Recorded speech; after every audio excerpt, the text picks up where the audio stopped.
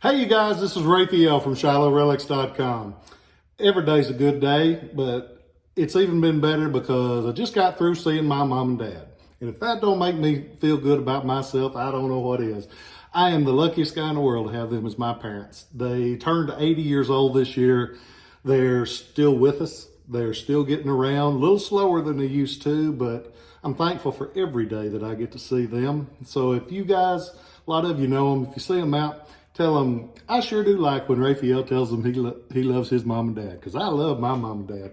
And if yours are still here, be sure you take time to tell them that you appreciate them.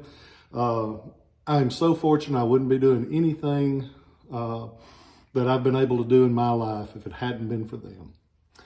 Today we're going to talk about, and I noticed when I was writing up my little notes, I try to do notes on these before I do them. I try to do my notes and I get to thinking a lot of times the stuff I show on here are things that look plain, but have a heck of a story with them. And today is one of those things. Most of the cannonballs that you encounter are for the 12-pound cannon. And all that means is that if it was a solid ball going down that barrel, it would weigh 12 pounds. It had a bore diameter of 4.62 inches. That's what the 12-pound solid shot cannonball would measure across. They actually made the balls a little bit smaller. There's 1/10 of an inch that they call for windage, and that way the ball didn't get stuck in the barrel. So the shell should actually measure 4.52 inches across, and that's just straight across.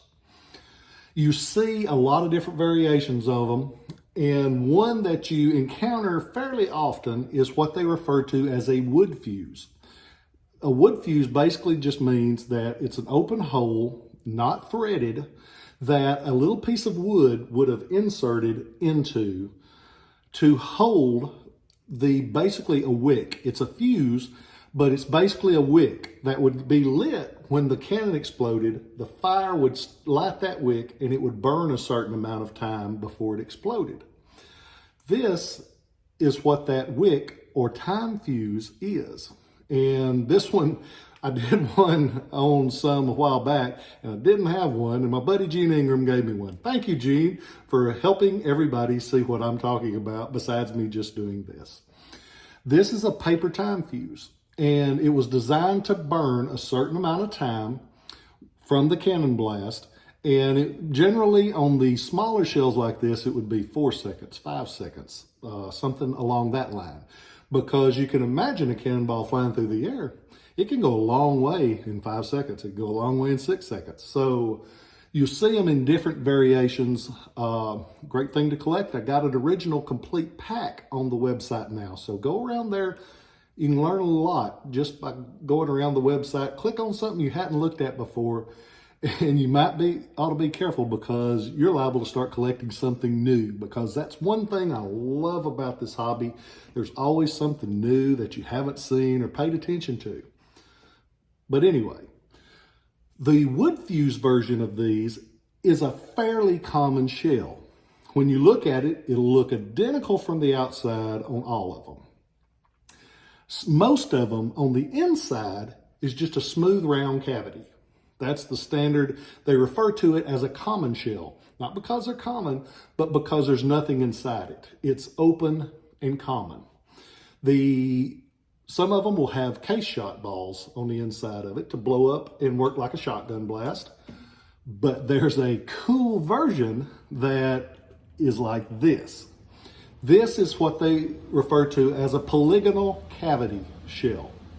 The problem they were having was that the inside of those round balls, when they exploded, you're liable to have a huge piece and then have a little bitty piece. There was no uniformity to the explosion at all.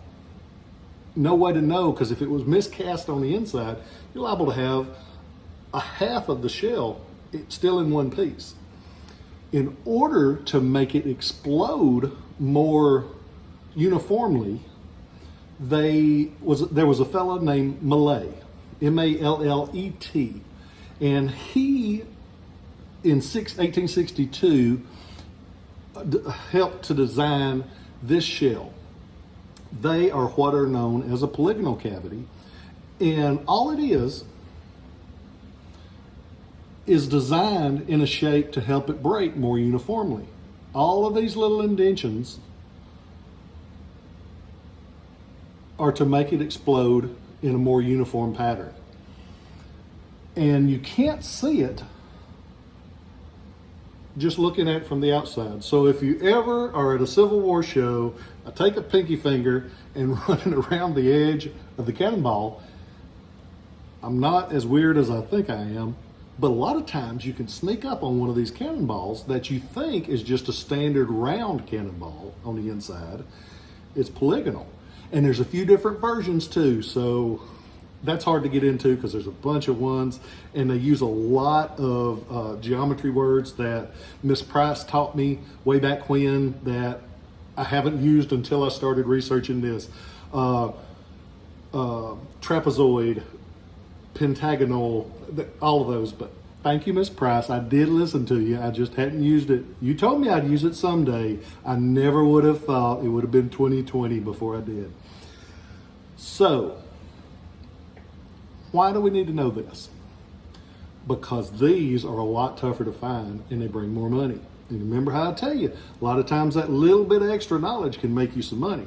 These will bring usually 75%, sometimes 100% more than the standard round cavity, just standard round cavity, because they're almost always southern.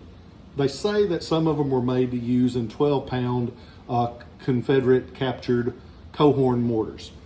Could be, but most of them, even though they were introduced in '62, most all of them that show up were used in the Deep South battles, 1864, 1865. So, it's probably Southern, almost surely Southern. You can't ever say always, but almost surely Southern. And they're a lot tougher to find. And next time you go to a show, you'll be able to check and see if you find one. These will be on the site. I haven't gotten them pictured yet, but I'm trying to get ahead of a couple of these videos because I've got a huge collection that just got in. A lot of cool stuff. Every price range, every style, everything. It was a truckload of relics, and they're all going to be going on there because I'm broke, but I sure am happy. These will be on there. There'll be a lot of others, including some of the 12-pound solid shots, 12-pound Bormans, a lot of the variations. And when we say 12-pound, again, 4.62-inch diameter. They used them in several different models of cannon. The Napoleon, you always hear a Napoleon that fired it. So there's going to be a lot on there. You can just read about it and see. I want to say thank you to everybody. The show last weekend, I was as proud as I've ever been because I had people coming up and saying, man, I'm learning a lot with these things that you're doing. And they said, it's renewed my interest in wanting to collect. And if I'd have known that, I'd have been doing them years ago because it makes me feel good and it's a great hobby. And collecting Union and Confederate, don't let anybody tell you ought to forget your history. History is a wonderful thing. We should learn from our history. If half of these idiots that are running around today understood their history, they would learn from it and they would not be so intimidated by bronze and stone. Because if a piece of bronze and stone has ruined your life, you have done something wrong with the rest of your life.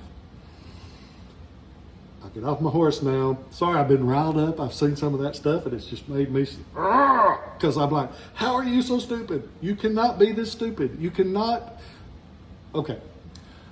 I hope you know I love you. I hope I'm always telling you I'm thankful because you're watching these. Thankful because you're sharing these. I'm the luckiest guy in the world. I love my family. I love you guys, and I'll catch you next time.